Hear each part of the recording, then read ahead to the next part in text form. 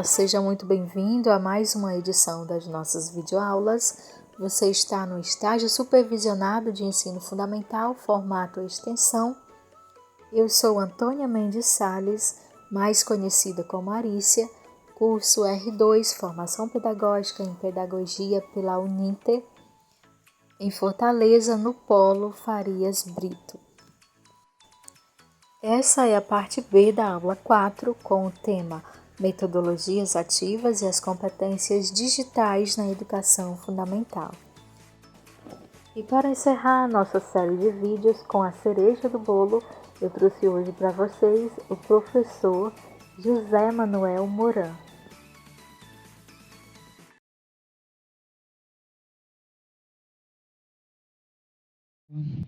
É uma grande honra ter o professor aqui conosco. Eu vou chamar o Maurício para dar um acolhimento aí a todos nós. E de antemão agradeço a todos por esses 2 dias maravilhosos que a gente teve aí com as oficinas. A gente teve oficina de programação, a gente teve oficina de desenvolvimento de game, a gente teve oficina maker, ou de criação, ou de gambiarra. Foi uma oportunidade muito bacana para a gente construir uma política pública, né, inovadora e de qualidade, junto com toda a comunidade da educação de Rio das Ostras. Então, a Secretaria de Portas Abertas é isso, e Maurício, pode ficar à vontade aqui. Não fique não, hein, Moran? Uma boa noite para nós.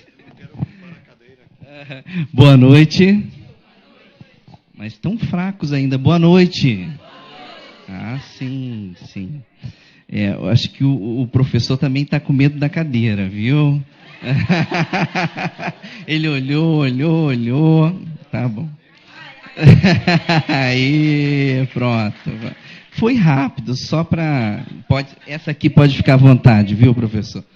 Mas uma felicidade para a gente estar encerrando. Deixa eu ficar aqui, porque acho que eu consigo ver quem está ali fora também. Isso. Que nós estamos encerrando essa semana, né? Tivemos atividades ontem, as escolas também desenvolveram muitas atividades antes da gente chegar até aqui, tanto é que vimos muitos trabalhos dos nossos alunos aqui sendo expostos, professor. E acho que a tecnologia é o que hoje está invadindo o mundo, a gente tem visto muitas coisas produtivas ocorrendo, os nossos alunos sendo assim, completamente contagiados com isso, e a gente precisando o quê?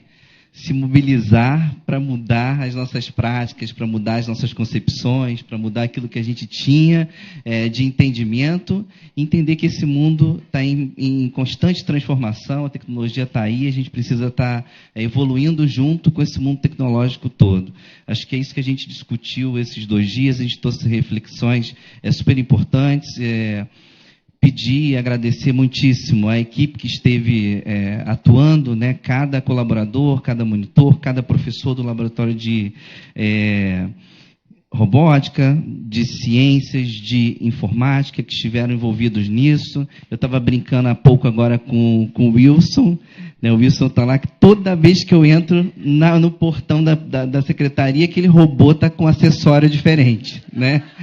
No primeiro dia ele não tinha nem mãos. Aí o Wilson está toda hora com a máquina de furar, daqui a pouco vai lá, já tem mãos, já tem colar, já tem um monte de coisa lá, de apetrecho também feito com o nosso lixo eletrônico, que a gente também está recebendo. Os alunos têm começado a ser contagiados desde pequenininho, usando da arte, entendendo o que é esse mundo tecnológico, que ele pode ser transformado, né? Vimos também vários experimentos vindo a partir daquilo que a gente entende que não pode ser útil, mas que é super útil, né? Tivemos um aluno lá do Newton Baltazar que produziu um robô feito de papelão super interessante, que ele andava, né? Várias atividades sendo feitas também com materiais recicláveis e que foram utilizadas as tecnologias, um helicóptero, a gente teve ali um barquinho também que funcionava o motor lá do Fazenda da Praia, uma série de trabalhos, os nossos experimentos também para os alunos entenderem o que tem de novo, os robôs de Lego, as nossas máquinas que podem fazer tantas coisas bacanas com a tecnologia. Eu acho que a gente está aqui para isso, né? Para se incomodar, para se impactar com o novo e começar a fazer o novo, né? Trazer o novo para a nossa vida. Eu falava ontem em discussão, né? 5 anos atrás ninguém usava, por exemplo, professor, o WhatsApp, que hoje é uma ferramenta tecnológica super importante, né? A gente começou primeiro com computador, todo mundo correu para fazer o quê? Curso de informática, porque todo mundo precisava mexer naquela máquina.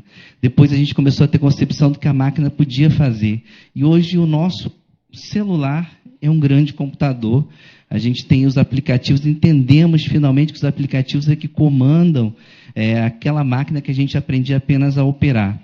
Então, acho que a tecnologia pode voar, a gente precisa evoluir, o município precisa evoluir em relação às tecnologias, a gente está trabalhando nisso, estamos montando também processos que possam colaborar com esse aumento da tecnologia para o município, trouxemos para outras unidades escolares laboratórios novos, a Escola Juvenil recebeu uma sala esse ano, aluninhos menores, o Jerônimo, outras salas foram reativadas completamente, as que estavam desativadas, para que possamos reiniciar todo o trabalho de tecnologia e trazer toda essa questão também da robótica e do que tem de novo para a gente. Agradecer muitíssimo a nossa subsecretária pedagógica, Valéria, por todo o envolvimento pedagógico, né, a Luemi, que batalhou aí para que o evento tivesse essa cara bacana, junto com a Carla, com a Suelen, esse trabalho bonito, e junto com toda a equipe da tecnologia da secretaria, o CEMID também, a Marcele lá, que fez também o seu momento lá de tecnologia, a cada diretor, a cada professor que tem se envolvido, e a gente espera que, de hoje, da palestra do nosso grande mestre, que a gente convidou para estar aqui na nossa jornada, ele foi um dos primeiros escolhidos para estar aqui para falar para todos os nossos educadores, né? Tivemos imprevisto à época, né, uma questão de saúde, ele não pôde estar conosco, mas se comprometeu desde aquele momento, num vídeo que ele fez, né, dizendo que ele estava em possibilidade de estar, mas que gostaria muito de estar no município dialogando com os nossos educadores. Eis que esse dia chegou, né? E a gente gostaria muito de te receber com caloroso aplausos, dizer que a gente está muito feliz, né? Eu acho que o Marcelo é um dos mais felizes ali, viu, Moran? Ele ficou triste, porque ele montou todo o processo para a sua vinda. Quando você não veio, eu falei, eu preciso dar um abraço nele. Ele já tirou a foto, já tietou. E a gente vai poder... a gente se integra, a gente se envolve, é assim que acontece. Marcela lá dá uma montagem de processo, mas ficou assim... A gente briga para que tudo aconteça da melhor maneira possível. Hoje você está aqui bem, restabelecido, né? E vai poder falar com muita propriedade para a gente daquilo tudo que você tem de experiência e vai poder dialogar com os nossos educadores, tá? Seja muito bem-vindo. Então, com vocês agora, o nosso professor José Manuel Moran. Obrigado.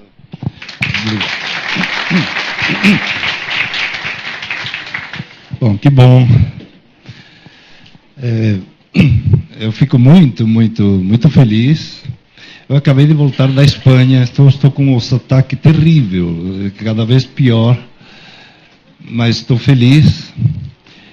E lembre-me, porque não sei, eu me esqueço começo a falar e o microfone me escapa, então avise-me, tá, porque acho que a gente se empolga, vai falando e esquece que tem a tecnologia. Mas, primeiro, estou feliz porque eu estava em dívida com vocês e eu fiquei muito triste não poder estar aqui com vocês em fim de julho, que era numa segunda-feira que estaria aqui, você viajaria no domingo, e no sábado, assim, na hora do almoço, assim, no meio do almoço com minha mulher e filho, assim, estava tudo, e de repente me senti mal, perdi a consciência, digo, caramba, e aí falei com o médico, já tinha tido um outro em março, assim, que foi, aí ele me diz, não, pelo menos você tem que esperar uns dias para ver se foi algo, mas, na verdade, eles não descobrem nada, eu acho que era um pouco de...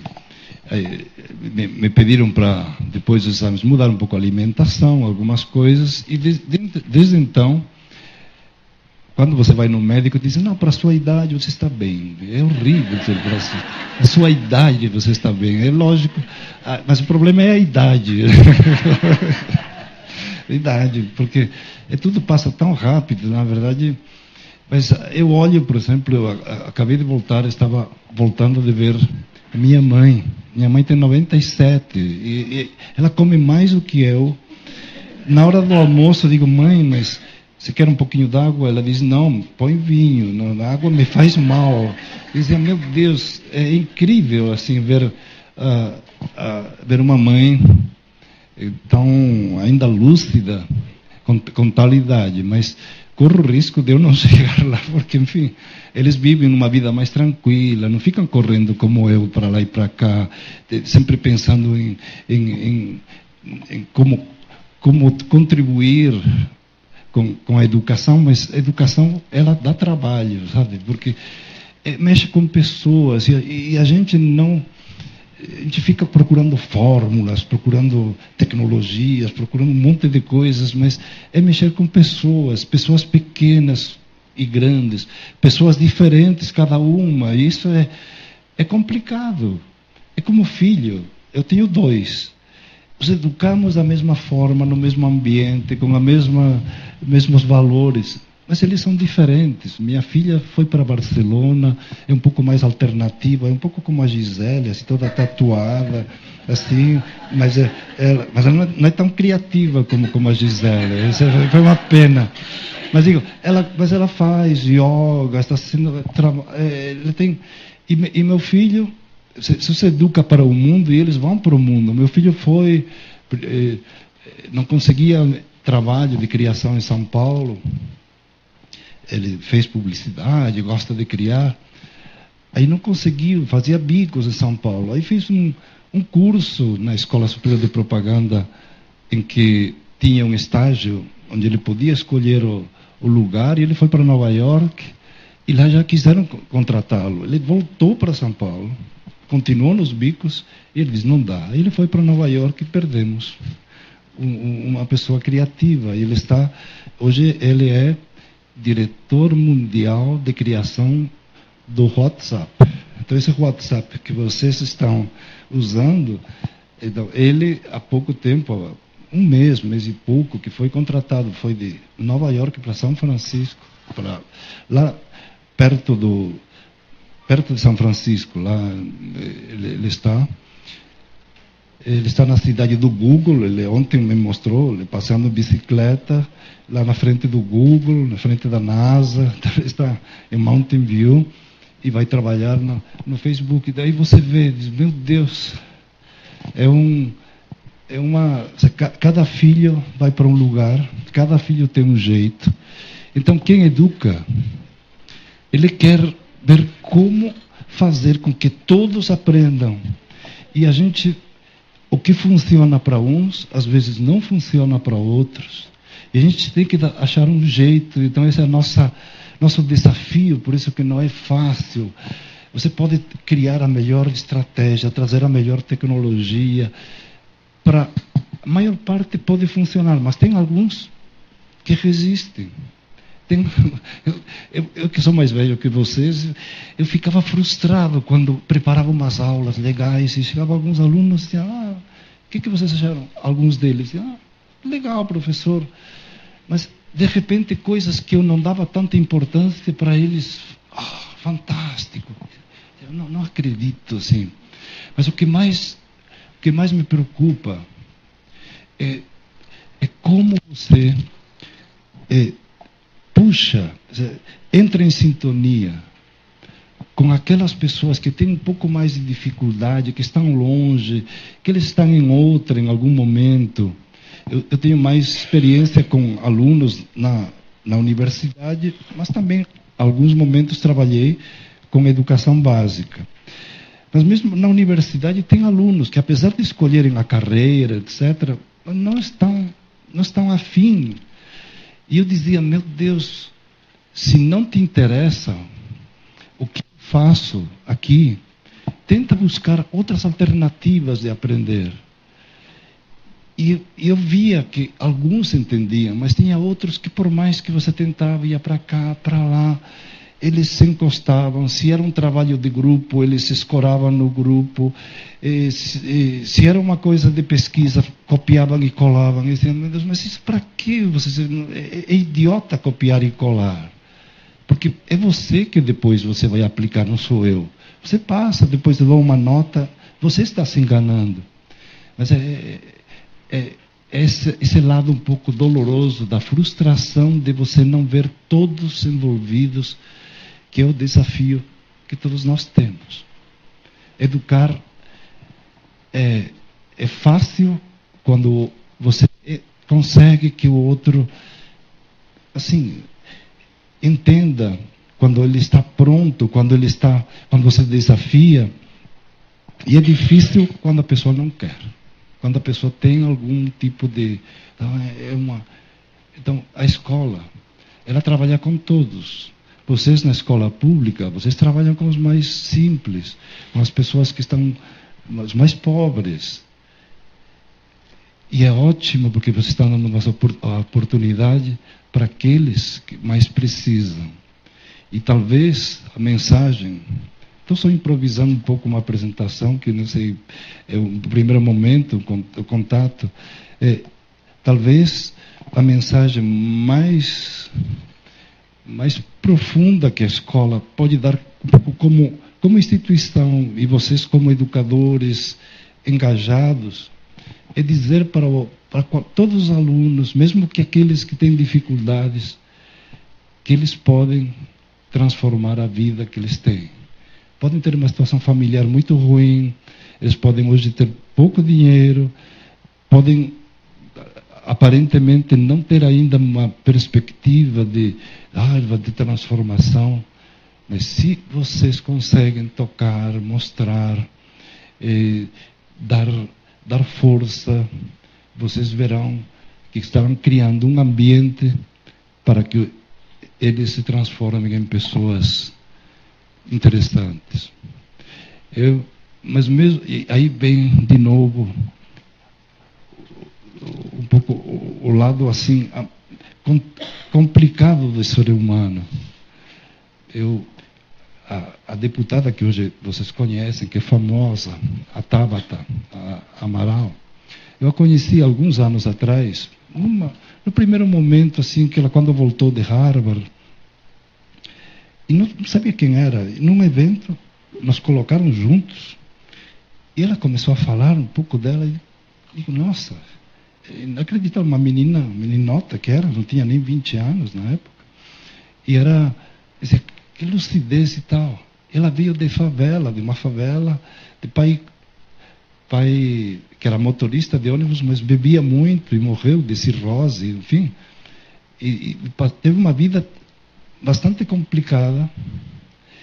E eu lembro que conversava com ela, porque ela depois começou a buscar, um professor deu apoio, aí ela levou, depois ela fez um cursinho, ganhou uma bolsa, e daí foi. E eu perguntava, onde estão teus colegas? Teus colegas de favela, que estudaram com você na mesma escola. Ele dizia, a maior parte ele foi ficando. Estão lá, estão na droga, alguns estão bebendo, alguns estão fazendo biscates, fazendo... Eu fico assim, assustado. Eles fizeram a mesma escola. Por que algumas pessoas vão, com poucas oportunidades, aproveitam e deslancham, e outros, eles ficam dizendo, não dá, isso não é para mim, não, é melhor não tentar. Então, hoje, a escola, por mais que vocês coloquem tecnologias, eu acho ótimo, e eu sempre trabalhei com tecnologias, e longe de mim não questioná-las, mas a escola, ela depende de pessoas inspiradoras, de vocês inspirando alunos, crianças, jovens, de que vale a pena aprender. Porque hoje, se vocês dizem que vale a pena aprender, eles vão aprender. Eles têm como aprender. Vocês podem fazer muito, mas eles também podem ir por sua conta depois. Depois que eles dominam assim as operações básicas, eles têm um domínio das linguagens assim razoável, eles podem caminhar muito. Eles caminham muito em redes, em grupos, eles se ajudam. E isso vai ser fundamental, é ter pessoas que inspirem. Como eu tive algumas, como vocês devem ter tido outras, que vocês são extremamente gratos porque elas existiram ou fisicamente ou intelectualmente. Eu fico feliz quando, para alguns de vocês, eu vejo, nossa, eu já li coisas, eu tenho os textos, o teu material me ajudou na pesquisa. Fico feliz. Eu tive algumas pessoas, por exemplo, como o psicólogo Carl Rogers, que eu não conheci, mas ele escreveu algumas coisas na época sobre essa ideia de tornar-se pessoas, alguém que vai se construindo, essa ideia da construção. Mas quando ele mostrou isso num escrito, que ele já estava bem velhinho, com 86 anos, já bem perto de falecer lá na Califórnia, ele escrevia, ele era famoso já no mundo inteiro, ele já tinha muitos títulos honoris causa, enfim, tudo aquilo. Ele dizia, eu estou envelhecendo, mas eu estou aprendendo, estou revendo minhas ideias, estou mudando minhas práticas. Ele dizia, que fantástico você ver a pessoa que não desiste de aprender até o final da vida. Não é porque ele está aposentado, não é porque ele já é famoso, que ele diz, não, bom, agora basta, agora vou viver dos livros, agora vou viver das palavras. Não, ele continuava, e ele dizia, se eu pudesse, eu voltar, eu refaria algumas coisas. E eu lembro que ele falou até uma coisa, dizia, eu acho hoje que se eu pudesse, não teria casado com a mesma mulher. Eu digo, caramba, isso dizer, só que, parênteses, ele só falou isso quando ela morreu, porque em vida ele não se atreveu, ele tinha morrido, aí ele falou que mas ele não precisava falar isso. Ele falou isso, eu acho que hoje eu teria refeito. Isso é aprender. Porque quando você pergunta a algumas pessoas, colegas meus, dizem, não, eu faria tudo igual na minha vida. Eu digo, nossa, será? Eu não mudaria nada na minha vida. Não. Se pudesse mudar, eu mudaria tantas coisas. Só que eu agradeço que a vida, porque cada erro, cada decisão, cada escolha me trouxe outras possibilidades. Quer dizer, eu fui educado por uma escola extremamente conservadora, bem obediente. Eu era um bom aluno porque eu obedecia tudo que os mestres queriam. Então era o tipo de aluno ideal para a escola tradicional. Eu fazia os deveres, fazia as coisas, então tinha boas notas, era um bom aluno, me reconheciam, legal. Só que me ensinaram só a obedecer, não a empreender, não a ser criativo, não tudo que vocês estão hoje vendo que é importante para uma criança. Ela tem que obedecer, mas ela tem também que desobedecer, no sentido que tem que empreender, tem que buscar coisas, tem que fazer coisas também por ele mesmo, tem que aprender com os outros. Não pode ser tudo, ir pela cabeça só dos demais. Então, isso marca muito, porque eu demorei muito tempo, e eu começo um pouco a falar do tema que vocês me chamaram, demorei muito para perceber que já como docente, como professor, que ficar fazendo o que o mestre quer não é legal para os alunos. Vou explicar assim isso numa outra forma, para que não pareça uma coisa um pouco errada. Quer dizer, eu fiquei durante muito tempo como professor fazendo o melhor que eu sabia, mas no fundo tentando eu planejar para os alunos. Sabem quem me ensinou a mudar?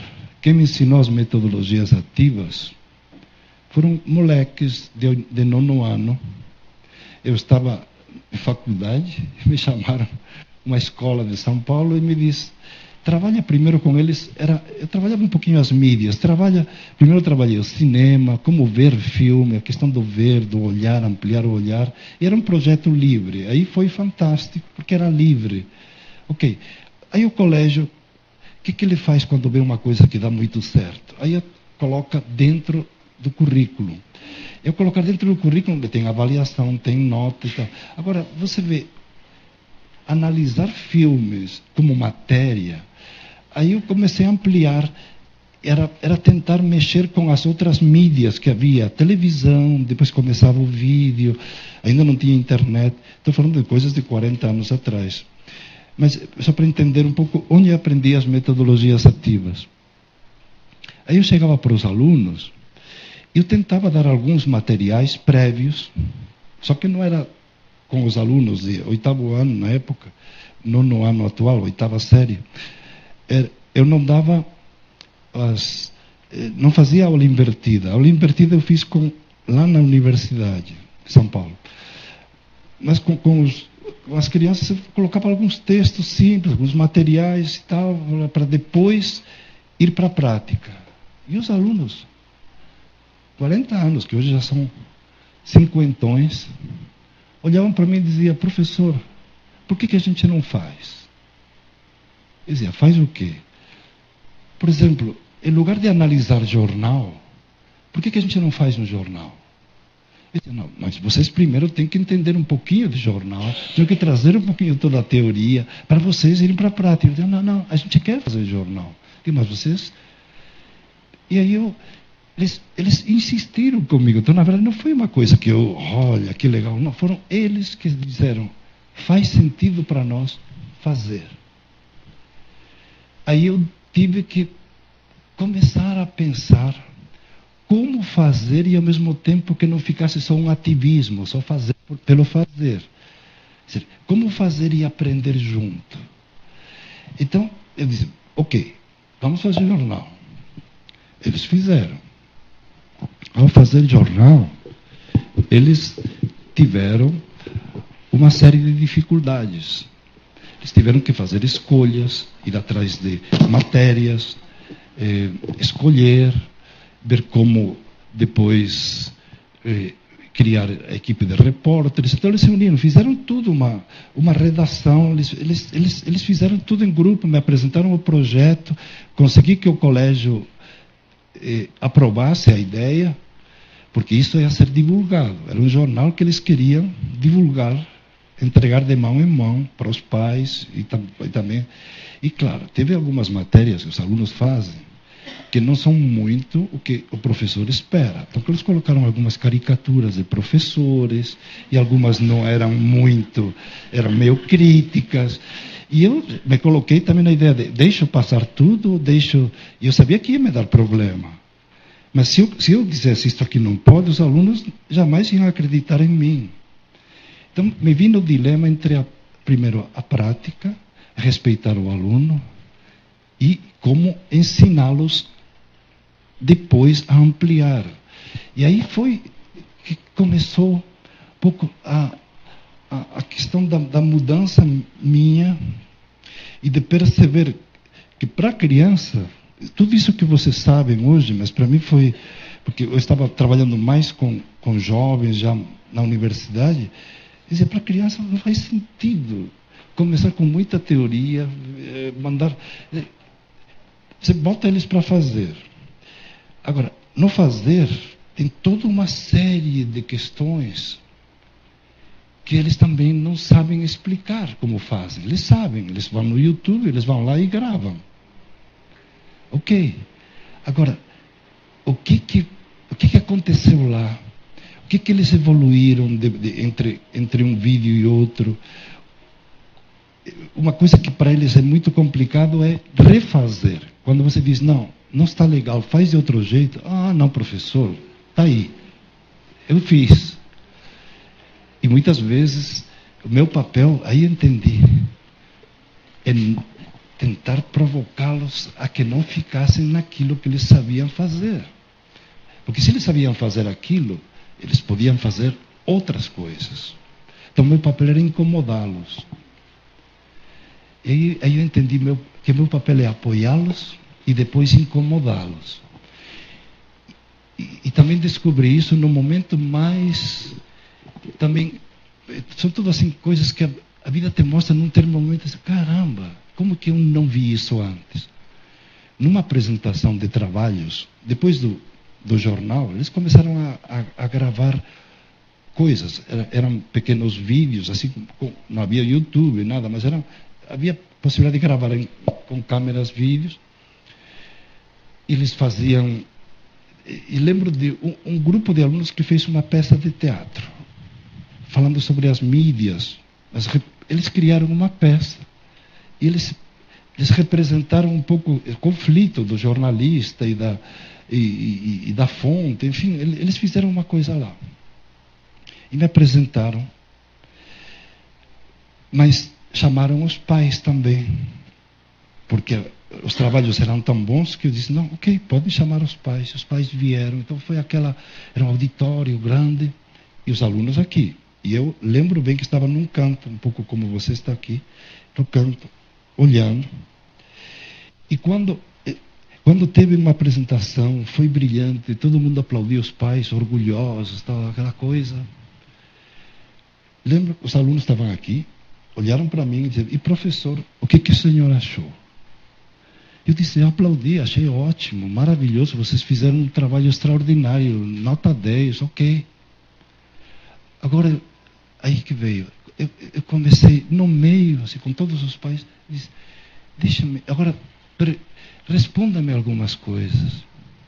Vocês fizeram uma peça, e agora que vocês terminaram, o que vocês mudariam na peça? O que vocês fariam diferente? Que peça... Aí os alunos me olharam com uma cara de raiva, porque eu estava na frente dos pais, na visão deles, criticando o trabalho. Eu estava questionando o que eles tinham feito. É como se eu não tivesse gostado. Mas o senhor não falou que gostou? Gostei. Mas meu papel não é só aplaudir e dar nota 10. Já dei. Meu papel agora é começar a incomodar. E começar a perguntar. E sei que aquilo lá foi num crescendo. E quando fui no crescendo, eu também, um pouco a teimosia espanhola, eu fui provocando-os mais, assim, até que depois tive que voltar na aula, na semana seguinte, e pedir desculpas, porque fui um pouco incisivo demais, mas eu disse, olha, meu papel é perguntar, é questionar, é ampliar horizontes, é não deixar que vocês se contentem com coisas pequenas. E aí eu entendi o papel da mentoria do professor, de ser alguém que inspire, alguém que às vezes o aluno não compreende plenamente, mas você tem que estar um pouquinho além. Por isso você é mais experiente, por isso você é mais velho. Você tem algum... O aluno chega até aqui, vira, você pode dar outro salto. Ele fez um projeto super legal. Qual é o próximo? Que outra proposta você pode fazer mais ousada?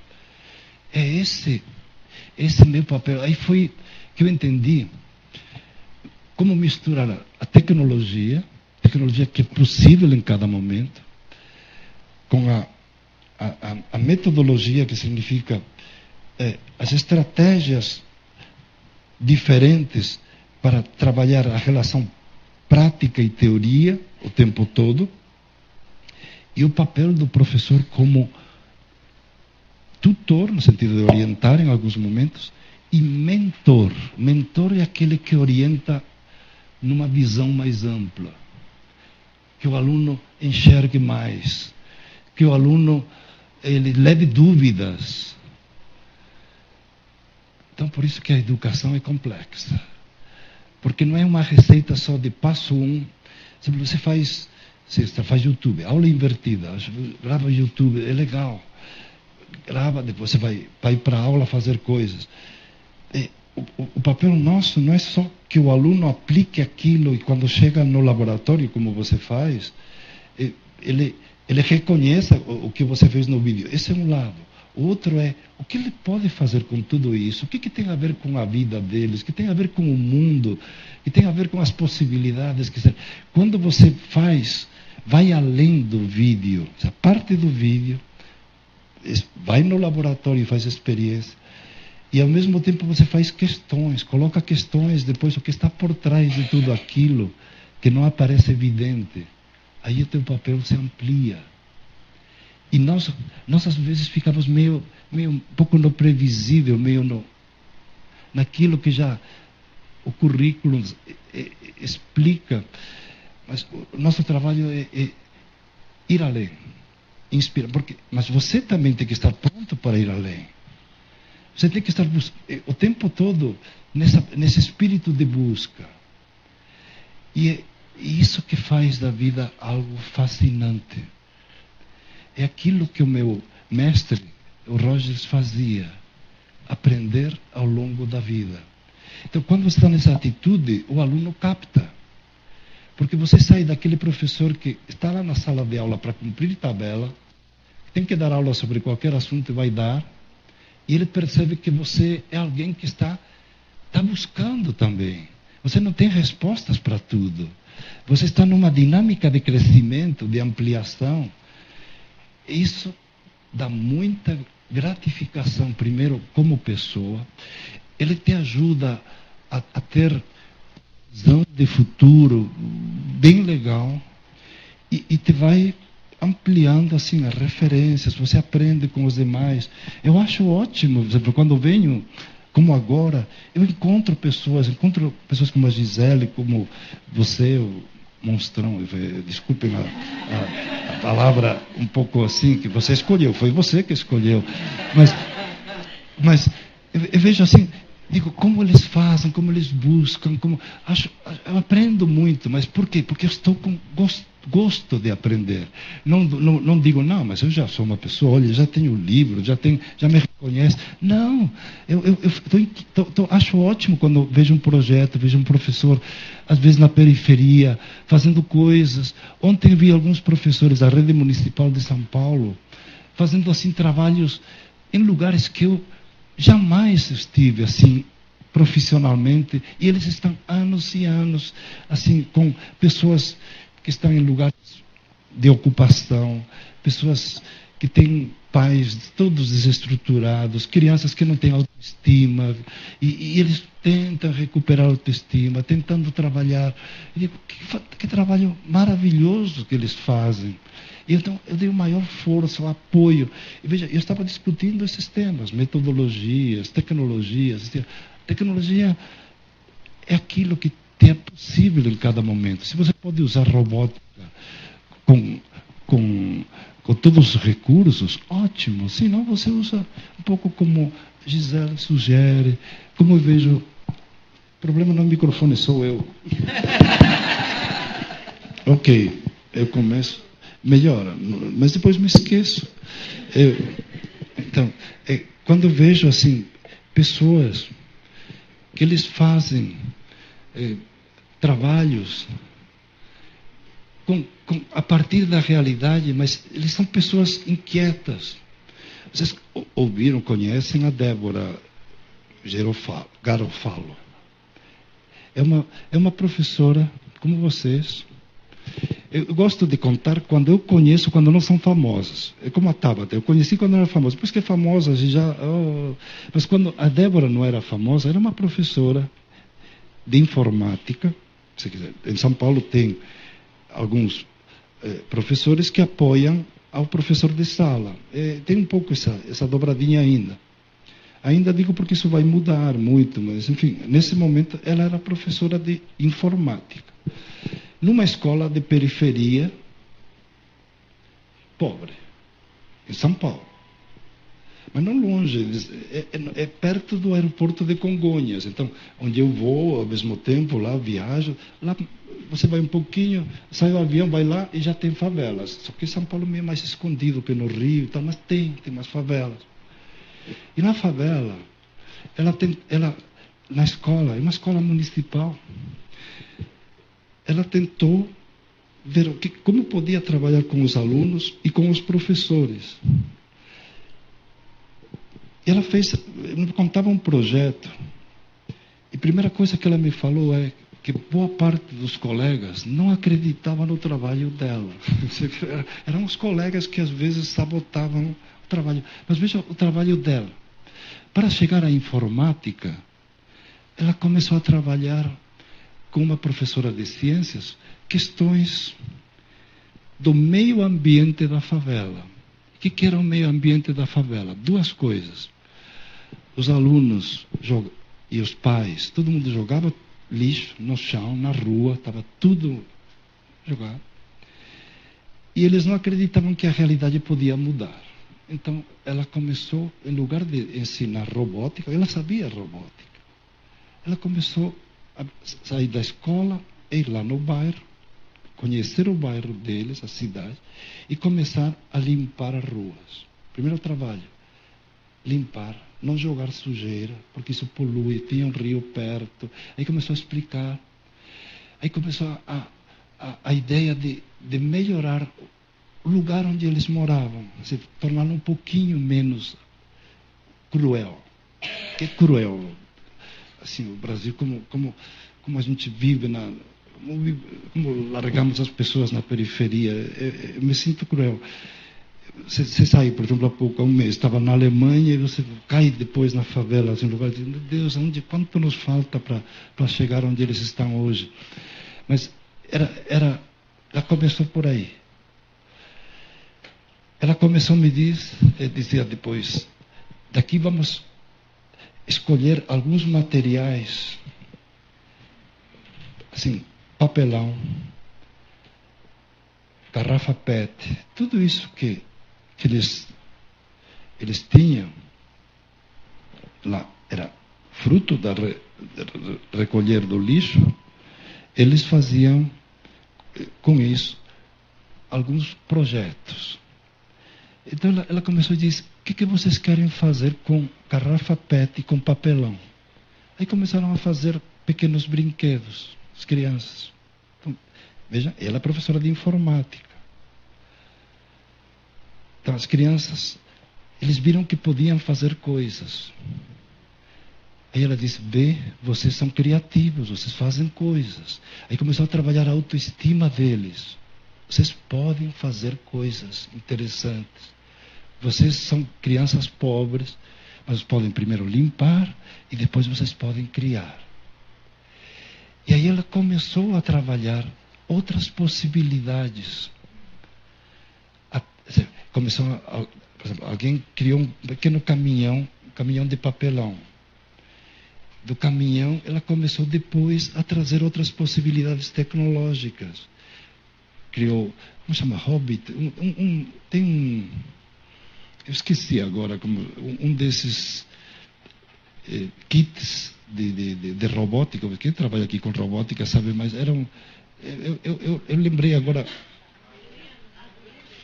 Não é Arduino, mas é uma coisa meio pronta, assim, ele já tem. Bom, ok.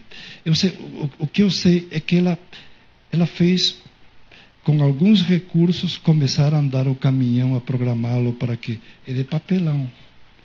Mas veja, do papelão, mas ela começou da reciclagem, da consciência ecológica, da consciência de que você pode criar até a robótica, até você programar. Ela chegou à tecnologia mais avançada, partindo do papelão. Então, achei fantástico. Aí ela me dizia, mas meus colegas acham que isso... Eu estou tirando os alunos da sala de aula, eu complico depois, porque atrapalho a aula de matemática, a aula de ciência. É verdade, porque bagunça, você tira os alunos da sala de aula, 50 minutos depois eles têm outras matérias. Cada vez que ele ia lá fora, complicava a vida dos colegas. Os colegas odiavam o trabalho dela. Até que agora, depois, é reconhecida como uma pessoa criativa, empreendedora, etc. Mas... é isso que é o que eu chamo trabalhar a metodologia com a tecnologia no contexto real. Vocês trabalham aqui, nesta região que eu comecei a conhecer hoje, muito bonita aqui. Tem sempre os lugares um pouquinho melhores, depois vocês têm os lugares que não são tão melhores. Mas vocês têm sempre o poder de trabalhar as questões do cotidiano deles, a autoestima deles, o estímulo a que eles mostrem que podem criar, podem gravar vídeos, podem fazer coisas. Eles também podem ser youtubers, eles podem criar um canal, assim como você criou. Eles podem fazer coisas, mas eles têm que experimentar tudo isso. E aí você vai colocando o conteúdo, você vai colocando poucos desafios, você vai colocando as questões, você vai fazendo uma espécie de uma mistura de, como se fosse uma culinária assim avançada. Você vai partindo de ingredientes básicos do arroz e feijão que todo mundo conhece, até que constrói um prato assim sofisticado depois, o gourmet, um prato assim. Isso é educar. É partir do mundo deles e ampliá-lo.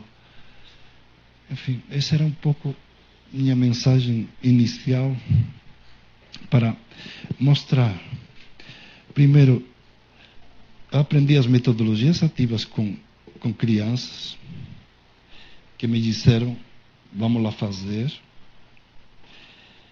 Era um fazer que não tinha na época, era um fazer, mas era um fazer depois que eu tinha que agregar o refletir, o ampliar, o problematizar e o inspirar a ir além. Num projeto que era de vídeo, de cinema, a gente começou assistindo filmes tipo Sessão da Tarde, da Globo. Água com Açúcar, aqueles filmes bem bobinhos. Mas quando terminamos o ano, era um projeto livre. A gente estava com adolescentes, 13 anos em média. Eles estavam vendo Bergman, Ingmar Bergman, O Sétimo Selo, um filme sobre a vida e a morte em preto e branco, Morangos Silvestres, Fellini, Antonioni.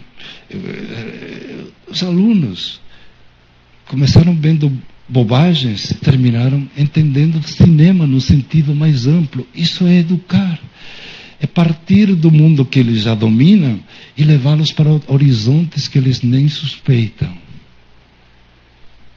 Em cada área, seja na física, na química, na linguagem, que eles escrevam, que comecem escrevendo tudo errado e depois que eles comecem a jogar, a pôr, que contem coisas sobre eles. Isso é fantástico. Mas vocês têm que procurar tolhê-los pouco, é inspirá-los, é jogá-los, é estimulá-los. Okay? Quando a escola muito precocemente começa a colocar os alunos na caixa, é complicado. Eu lembro minha filha, que hoje é grande, mas na época era pequena, ela estava escrevendo, aprendendo a escrever, até na fase de alfabetização, estava começando a construir pequenos textos. E um dia a professora pediu uma redação. E estamos falando de um colégio classe A de São Paulo. E ela fez uma coisa muito dela. Ela escreveu uma coisa assim, ela demorou. E quando eu fui buscá-la na hora do almoço, ela estava chorando. E eu disse: filha, Gabi, o que aconteceu? Aí me mostrou a redação. Estava cheia de vermelhos. Ela tinha escrito um monte de coisas erradas do ponto de vista da língua. E a professora não tinha feito nenhum comentário sobre o que ela tinha escrito. Ela tinha se empenhado em contar uma história dela. Ela só recebeu as correções: está errado, tal, pontuação. Estava certa a professora do ponto de vista de ajudá-la. Mas para ela foi um choque tão forte que, apesar de que eu fiz um trabalho com ela, dizendo: não se preocupe, a professora gostou do teu trabalho, não se preocupe. Eu vi que as redações seguintes foram todas muito mais sujeito, verbo e objeto, ponto. Tudo, ela procurava não errar, mas ela faltava a alma, de alguma forma demorou para ela recuperar a vontade de criar. Então, quando a gente fica muito assim, tentando que o aluno se encaixe, que tudo dê certo, antecipa, começa já a ver os erros que ele comete. Por exemplo, quando ele escreve, temos que ter cuidado em primeiro dar muito apoio ao que ele sabe fazer. Nossa, você fez uma coisa interessante, esse é o teu tema, teu assunto. Agora, tem algumas coisas que você pode melhorar. Ok, esse é meu papel. É lógico que a gente tem que também mostrar que ele não está perfeito. mas primeiro valorizar o que eles fazem, colocar tudo isso sempre em destaque, dar apoio, enfim. Ok. Eu queria tantas coisas, a gente tem pouco. Eu queria conversar mais com vocês do que eu falar. Mas se vocês dizem, não, você vem de longe, também esperam que eu fale para vir, mas eu quero fazer uma coisa um pouco misturada. Queria passar algumas coisas aqui, e eu sei que aqueles estão longe, não sei se vocês vão enxergar, enfim, eu lamento. Algumas coisas vocês vão encontrando no blog, tem esse livro, tem um livrinho aqui, Metodologias Ativas do Bolso, tem alguns textos em que eu vou trabalhando metodologias, eu vou trabalhando também a questão da mentoria, projeto de vida, não só tecnologias, o projeto de vida, se vocês puderem, principalmente no ensino fundamental 2, se vocês têm alguma escola de ensino médio, em alguns momentos isso tem que estar muito, muito visível no currículo. No começo, projetos pessoais. O que eu quero ser um pouco como pessoa? Qual é o meu propósito? Na visão dele, no momento em que ele vê, ter momentos para poder um pouco perceber melhor. Isso é super interessante. Por que eu estou aprendendo tantas coisas? O que eu posso fazer com isso? Mesmo que depois na vida eu mude 18 vezes o que eu quero fazer.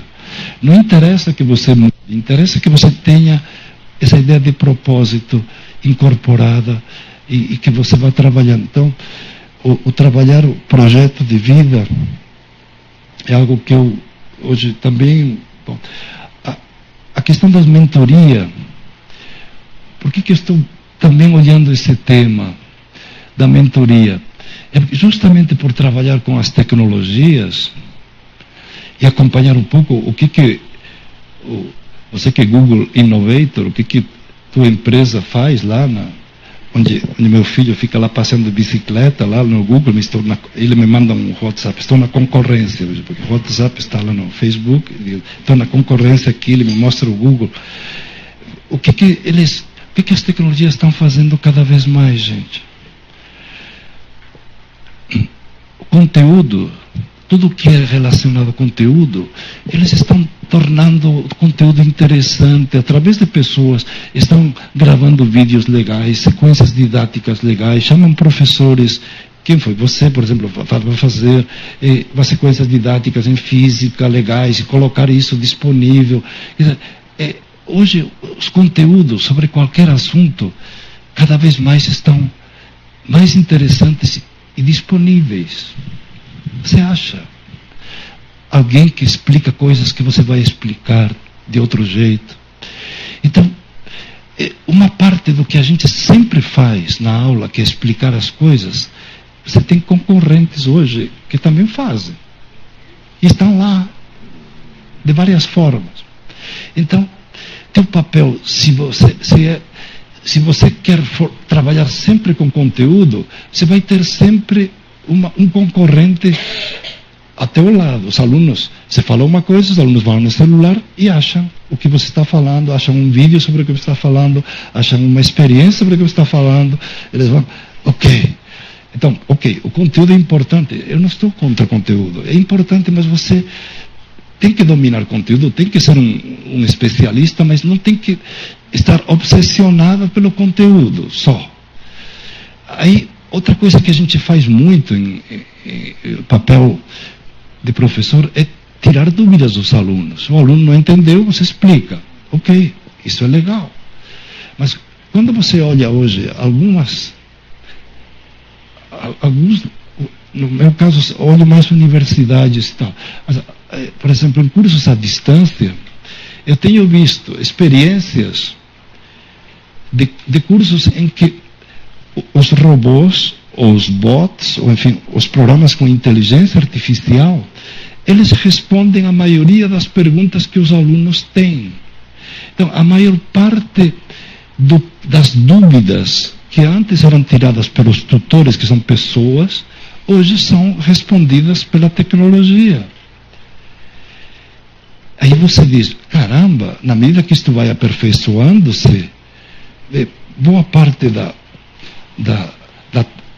das dúvidas, também a tecnologia vai ajudar a resolver. Quando falei boa parte, não digo todas. As principais, a tecnologia não vai tirar. Mas estão aí. E por que eu falo então mentoria? Mentoria é ser capaz de trabalhar dúvidas num sentido maior, macro, que a tecnologia não consegue. As dúvidas existenciais, colocar uma outra perspectiva completamente diferente de onde você estava caminhando, e dizer, não, você está por aqui, mas olha, existe outro lado. Fazer de outra forma. Então, mentoria é, enquanto você ensina coisas simples, ao mesmo tempo estar orientando pessoas num nível complexo. E tentar, isso é uma coisa que eu vi em algumas escolas que procuro acompanhar, que me parece que estão num caminho interessante, escolas públicas e escolas privadas, elas trabalham muito com tempos de orientação, de mentoria específica, também para os alunos. Que significa alguém que é um pouco mais experiente que eu, com o qual converso sobre as questões que eu percebo e tenta me ajudar a entender-me como pessoa, a entender o projeto, a entender-me como aprendiz, entender a pessoa no sentido amplo. Então, ter programas também, escolas que têm mentores que orientam alunos. E se vocês caminham para escola de tempo integral, eu não sei como é o projeto de vocês, mas se os alunos poderão ficar mais tempo nas escolas de vocês, trabalhar um tripé, que me parece fundamental, que eu vejo nas escolas que eu admiro,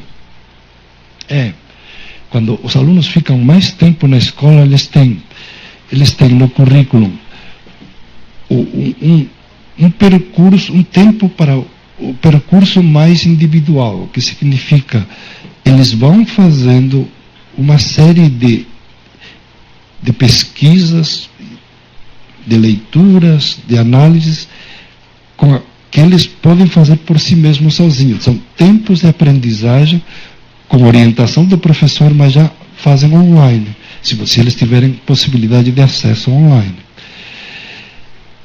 No currículo, depois, os professores fazem um planejamento cruzado, que significa, você pega temas importantes, e esses temas são trabalhados de forma integrada por professores de áreas diferentes. Então, professores de linguagens, com professores de ciências, professores de humanas, e de exatas. E esses projetos são trabalhados em grupo e olhados de alguma forma em grupo. Então, a escola trabalha com tempos individuais, os tempos de grupo, e depois essas escolas têm os tempos de mentoria. O professor que orienta, alguém que orienta um pouco o projeto no sentido mais amplo desse aluno. Esse modelo de escolas, eu acho que ainda a gente tem que construir, e na rede pública nós vamos demorar. Mas se a gente fica mais tempo, e se vocês têm escolas de tempo integral, o projeto de ampliar isso, faz todo sentido em pensar em não simplesmente colocar mais tempo nas mesmas matérias, mas fazer de um outro jeito, fazer um currículo assim, com esses tempos individuais, grupais, etc. depois eu mostro um vídeo de alguma escola dessas. Eu fico encantado um pouco com essas possibilidades de ampliação do projeto, de a gente começar a pensar grande, de fazer, não, mas a escola pública não tem recursos. O recurso principal são as mentes de vocês, são pessoas abertas, não precisam de toda essa tecnologia fantástica. É bom ter, mas eles têm celulares, têm uma série de coisas, tem tudo na mão, dá para fazer muita coisa. Ok. Agora, algumas coisas, metodologias em síntese, foram alternativas que colocam o foco do processo nos aprendizes e na relação com os docentes, quer dizer, envolvendo-os em aprendizagem por descoberta. Eles têm que descobrir, eles têm que achar, têm que dizer eureka. Eles têm que, sabe, a gente guarda, marca aquilo que, claro que não toda aula vai ter uma eureka, mas quer dizer, você tem que ter algumas eurecas ao longo do ano. Se não tiver, desculpe, está fazendo um trabalho meia boca. Então você tem que fazer um trabalho legal quando o aluno, você tem que surpreendê-lo. Ele tem que dizer, caramba, eu não tinha pensado nisso. Então o professor tem que ser surpreendente, e às vezes você se surpreender com o aluno e fazer assim uma relação muito... Então, aprendizagem por descoberta, por investigação. Às vezes você já sabe aonde ele vai chegar, mas ele tem que chegar. Então ele tem que ir atrás.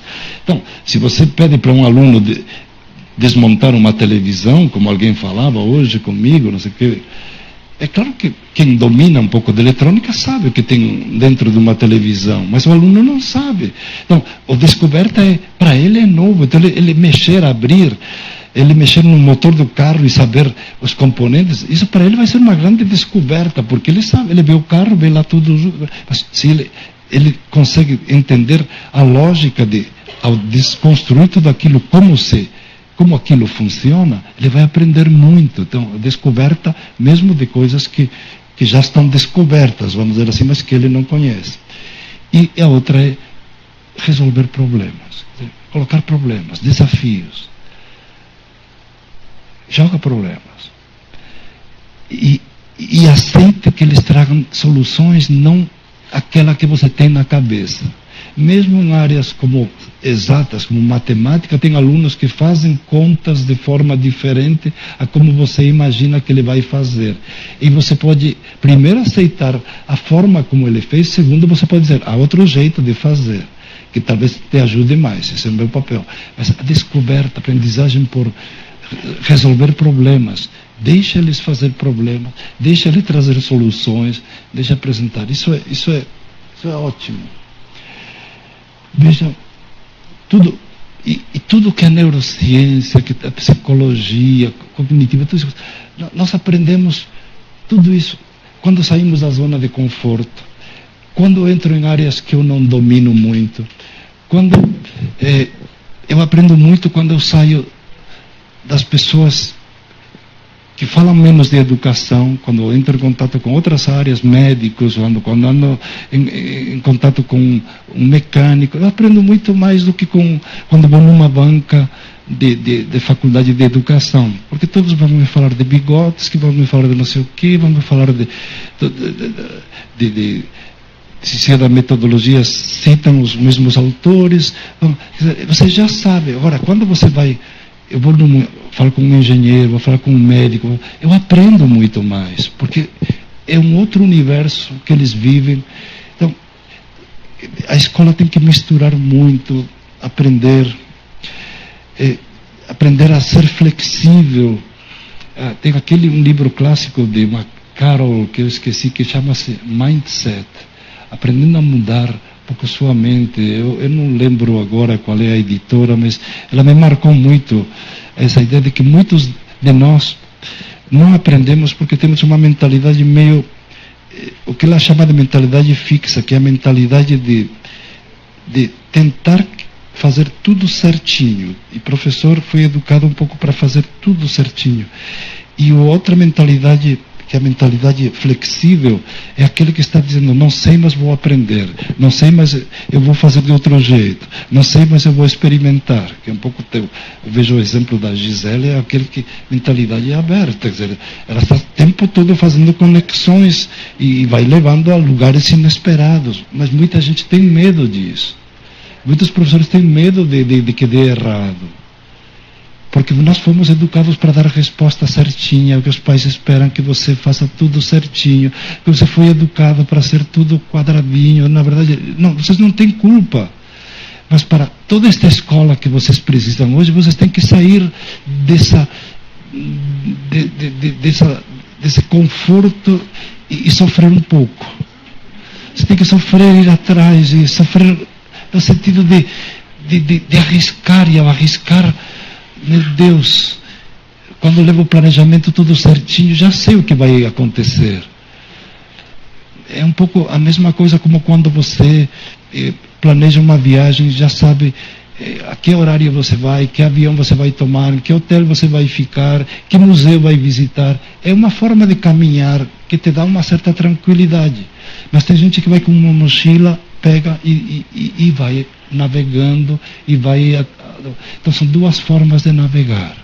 O professor está acostumado a navegar com tudo certinho e aprender dessa forma. Você tem que ser um pouquinho menos previsível, tem que deixar margem para alguma improvisação. E isso precisa ser negociado com os alunos, tem que conversar no planejamento. Eu planejei isto, é legal.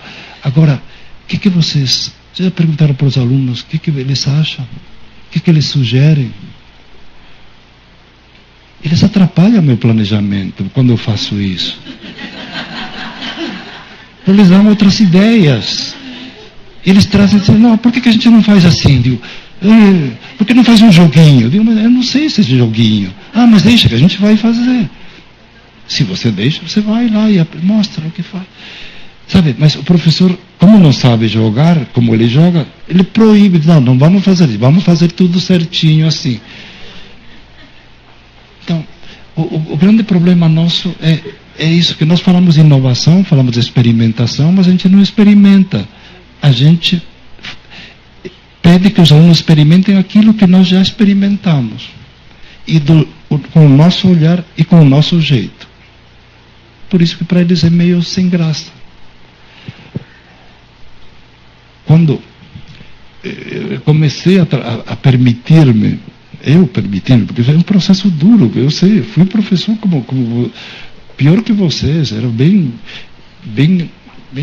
acanhado, bem assim, tudo, eu trazia tudo pronto. E quando comecei a perguntar aos alunos, que sugestões vocês têm? Digam-me, como vocês fariam? E eles desmontavam tudo que eu tinha previsto, eu entrava em pânico. Aí depois eu comecei a negociar com eles, a chegar a acordos. Vamos fazer isto aqui vai... Tentando, porque também às vezes eles têm umas ideias que podem levar muito longe daquilo que você se propõe, ou a escola espera que você faça naquele momento. E aí foi muito gratificante aprender a negociar, porque isso te tira um pouco da zona de conforto. Mas aí também o planejamento fica mais aberto. E muitas coisas que você achavam que iam por um lado, depois vão por outro. E permitir-se isso é algo muito, muito legal. Se um conselho eu posso dar de alguém que está um pouco mais tempo nesta luta de como ensinar e aprender,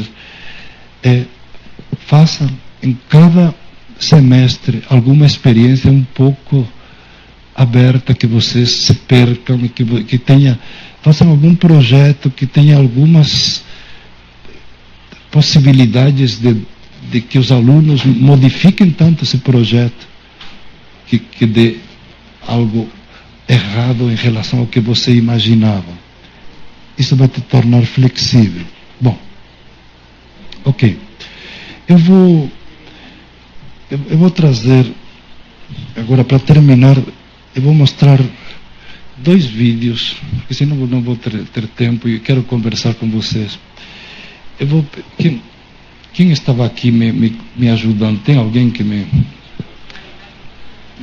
coloca um pouco um vídeo, vai passando um pouco o vídeo de... Eu queria que vocês conhecessem um professor. Você pode... me coloca um vídeo lá o vídeo do Eric.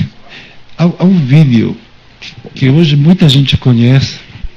É que eu gosto muito de um professor de escola pública que dá aula de história no 9º ano, numa escola normal, sem muitos recursos do que a maior parte das escolas, mas ele quis dar aula de história sem ter que fazer aula expositiva. Ele diz, como é que eu dou aula de história? Os alunos participem mais. Então, ele é um pouco como você, ele gosta de gravar vídeos, ele gravou os vídeos das aulas. Então, ele colocou a matéria no YouTube, colocou a matéria também dentro de alguns notebooks que ele conseguiu para uma escola. Na verdade, foram doações. Então, ele tinha os 8 notebooks para os alunos que eram pobres, que não podiam acessar de casa. Eles acessavam lá mesmo dentro da escola, mas ele não precisava dar aquele conteúdo básico. O conteúdo básico estava lá, ele tinha gravado. E o que ele fazia na sala de aula era criar estratégias de como trabalhar com alunos diferentes, que tinha alunos que corriam muito em história, tinha alunos que iam mais devagar, e como às vezes ele misturava alunos mais brilhantes com alunos que tinham mais dificuldade. Ele ia mudando as estratégias, mas ele trabalhava o ensino híbrido, significa mistura, colocando online vídeos, sugestões de leituras. E a sala de aula ele ia fazendo algumas atividades, rotação por estações, que significa você criar atividades que os alunos vão mudando e que cada uma cobre algum tipo de habilidade diferente, uma de leitura, outra de produção, enfim, o que for. E ele tinha no tablet dele, cada aluno, e ele dava para alguns alunos que estavam mais adiantados, ele dava algumas atividades mais desafiadoras, e para outros que tinham mais dificuldade, ele ia monitorando isso aí. Então, eu gosto muito do Eric. Não sei se vocês conhecem esse vídeo do Eric. Ele é bem... Se conhecem... mas é um vídeo que está aí. Está dentro de um curso que chama-se Ensino Híbrido, Personalização e Metodologia, que é um curso que está no Coursera hoje. E ele resume um pouco o que eu chamaria o que cada professor, independente do que acontece vamos dizer assim, institucionalmente, já pode ir mudando na sua prática. Como cada professor pode sair do modelo expositivo para modelos mais participativos, sem mexer muito com a estrutura, sem fazer aquelas salas todas bem sofisticadas, que eu acho que também um dia espero que todas as escolas tenham. Mas o professor pode já fazer coisas. Gravar vídeos hoje não precisa de muita coisa. Você tem um celular, dá para gravar. Você não quer gravar vídeos seus? Escolhe alguns materiais que são próximos e já parte daí. Agora, a sala de aula é uma coisa tão importante que ficar repetindo aquilo que o aluno já poderia ter aprendido por si mesmo é meio idiota. Depois que ele sabe ler e escrever, então você sei que tem professores que estão aqui na fase de ainda muito inicial, então ok, aí é outra conversa, vou dizer assim, vocês já fazem uma mistura, vocês são os professores que integram tudo, mas na medida que depois vamos subindo no Fundamental 2 principalmente, para o médio, nós vamos trabalhando por áreas, que é ótimo também trabalhar por áreas, Mas nós temos que aprender a fazer um pouco essa relação. Teoria e prática diferente, as áreas se juntar. Mas vejam como é que ele tenta fazer algo que é possível numa escola pública, sem mexer muito na estrutura, mas ele conta com o apoio da diretora. Então, ela não faz sozinha. A diretora para quê? Para guardar o material para que não roubem. Porque roubam o material. A gente na escola, a gente sabe. Então a escola guarda, diretora, guarda na sala dela, no armário dela, os notebooks. Aí ele diz, eu não sei como avaliar, porque como você avalia com metodologias ativas? Aí ele pergunta a outro colega, como é que eu faço?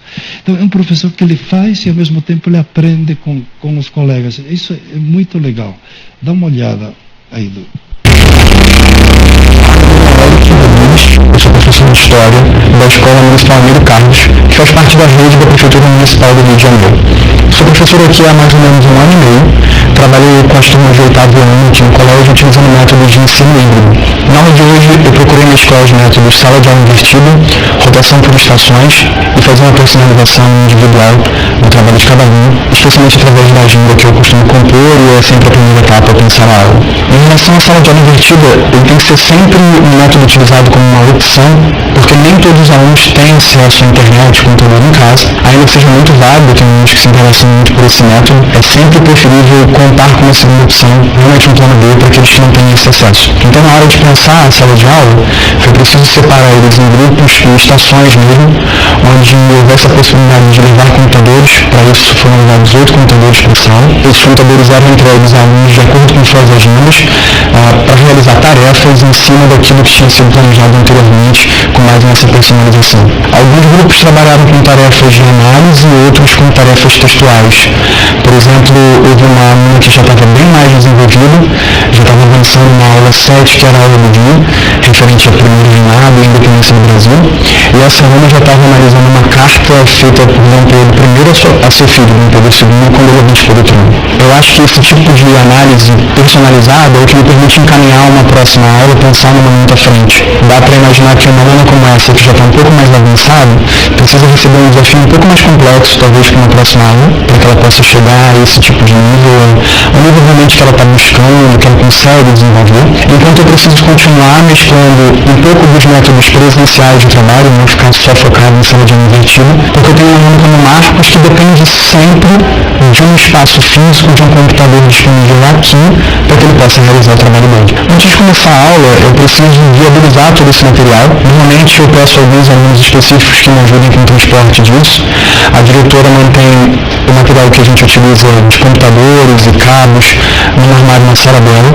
A gente esteve lá para retirar 8 computadores, são 8 notebooks, que ficam disponíveis exatamente para trabalhar com o ensino híbrido. E no momento anterior, eu já tenho que ter alimentado esses computadores com conteúdo para que eles possam trabalhar também offline, caso não haja disponibilidade de banda larga. E a partir disso que a gente pode carregar esses materiais para a sala e dar início à organização do espaço. Uma das principais ferramentas que eu utilizo é o YouTube. Eu permite carregar vídeos que eu já elaborei antes, eu mesmo criei os vídeos. Eu utilizo um aplicativo para Android chamado Explain Everything, que me permite criar aulas dinâmicas, utilizando imagens, mapas, até vídeos dentro do próprio vídeo. Uma vez que eu carrego isso para o YouTube, o aluno que trabalha por sala de aula invertida acessa o meu YouTube e consegue realizar todas as tarefas em casa. Já aqui eu faço um upload offline desse arquivo para cada computador e o aluno pode acessar ele tanto da aula do dia quanto se ele precisar para algum tipo de consulta, vídeos de aulas anteriores. Uma dica que eu daria ao professor da rede pública que pretende trabalhar com ensino híbrido, que quer se envolver com ensino híbrido, que está pensando em como realizar isso na sua sala de aula, é realmente pensar sempre com criatividade. Eu acho que a criatividade é a essência para você superar as limitações que vão surgindo a cada momento quando você está tentando desenvolver uma coisa nova. E eventualmente você vai ver que vai surgir um momento em que parece que é impossível realizar uma coisa da maneira A, mas você tem sempre acesso a uma pessoa que pode te ajudar a construir aquilo de uma outra maneira, às vezes uma pessoa da direção que viabiliza um recurso técnico, às vezes um colega que tem uma noção da pedagogia de como desenvolver aquilo e pode te inspirar a criar, por exemplo, um método avaliativo diferente ou pensar numa outra maneira de expor um conteúdo, até de desenvolver uma habilidade.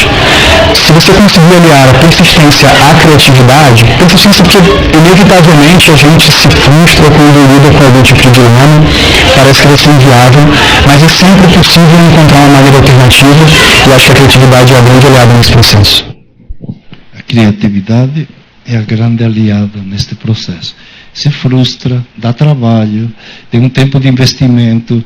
Ninguém falou que tudo isso cai, assim, exige um certo tempo, mas exige principalmente essa atitude de dizer, vou experimentar. Vou fazer uma coisa pequena no começo, depois vou dar um outro passo. Não queiram fazer tudo o que ele faz de uma vez, mas façam pequenas coisas, só experimentem, digam, o que eu posso fazer nesse semestre? Um pouquinho diferente. Faz com uma turma, faz com um grupo, mas faz, porque a gente está demorando muito para poder, esperando modelos já todos perfeitos, estamos fazendo coisas que já poderíamos ter avançado muito mais, porque esperamos sempre o perfeito. Façam pequenas coisas imperfeitas, mas coisas que vocês conseguem. Usem algum aplicativo que é viável para um experimento. Vocês veem as crianças, hoje eles construindo jogos, as crianças estão prontas, deixem eles fazer. Eles estão fazendo coisas. Vocês têm que só fazer a ponte depois. Como isso te ajuda a aprender? O que você pode fazer com tudo isso? Vocês têm todo um referencial muito mais amplo que os alunos, mas eles fazem coisas brilhantes com sucata, como vocês veem, quando estão jogando. Primeiro, permitam que eles façam coisas. Segundo, aprendam com eles. Não tenham vergonha de que eles ensinem vocês. E depois, vão fazendo experimentações. Experimentem vocês. Até termos depois toda uma possibilidade de ampliar e de fazer algo um pouquinho mais sistemático. É claro que tem toda uma outra discussão ampla, que não tenho tempo de entrar. Enfim, como avançamos mais coletivamente, como levar todos juntos, como trabalhar com professores que também têm mais dificuldade ou estão um pouquinho mais distantes de tudo isso que nós falamos. Tem gente que tem, assim como os alunos, muita resistência às tecnologias, mas hoje eu não falei só de tecnologias. Eu falei principalmente de professores que inspiram, professores que tentam transformar-se, que tentam inspirar os alunos e que tentam aprender ao longo da vida. E que vão fazendo pequenas experiências enquanto isso. As que são possíveis, que são viáveis, aprender uns com os outros, compartilhar as práticas. Eu queria deixar para vocês um pouco essa mensagem e colocar à minha disposição, se vocês têm algumas questões, para não ir muito longe. E, finalmente, assim, de novo, agradecer a paciência que tiveram comigo, renovar o convite que não...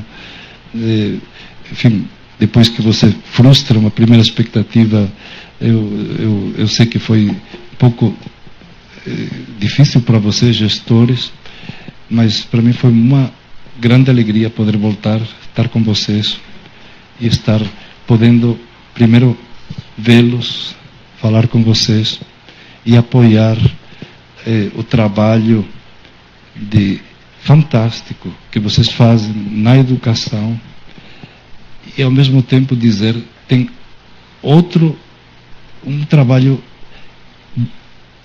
que demora, mas que não temos como escapar, é que ao mesmo tempo que cada um de nós tenta fazer o melhor, nós temos que repensar essa escola que até agora temos feito. É uma escola muito mais aberta, participativa, temos que juntar mais as coisas, falar mais entre nós, fazer planejamentos ao mesmo tempo juntos e envolver mais os alunos, e trazer as famílias. É um projeto de transformação da escola que é complexo, que vai demorar. Temos um pouco a BNCC que nos mostra alguns caminhos, vamos ter o ensino médio também ainda definindo um pouco como faremos essa parte mais fixa e os percursos personalizados. Não é fácil tudo que nos espera, mas é o mínimo que podemos fazer para que a escola faça sentido para essas crianças que já nasceram num mundo digital, embora desigual. Tentar incluí-los a todos, dar oportunidades para que eles possam construir uma vida com significado, e uma vida com propósito, e uma vida com possibilidades de empreender nas áreas que lhes for possíveis. Muito obrigado.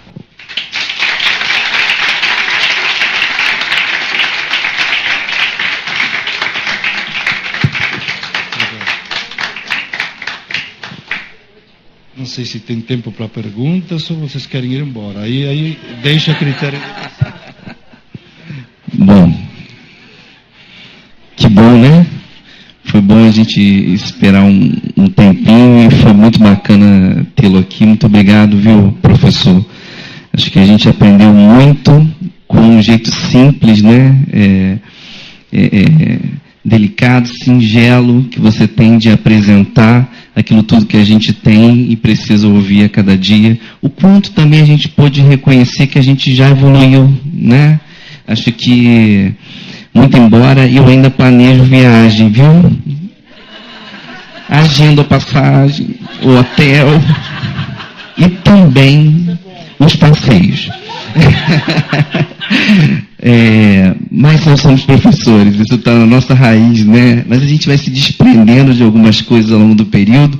Eu não vejo mais programação, por isso que eu não vi a programação desse evento e amei tudo que aconteceu do início ao fim. Isso é bom, nos surpreende, né? De repente, estava saindo todas as cadeiras daqui, botando um monte de papelão, eu falei, o que é isso?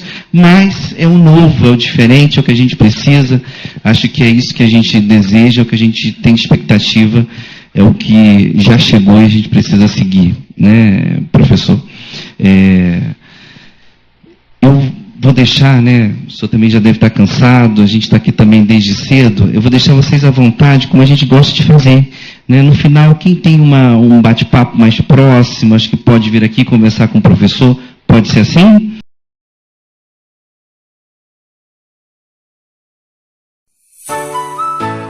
E esse é o último vídeo dessa série.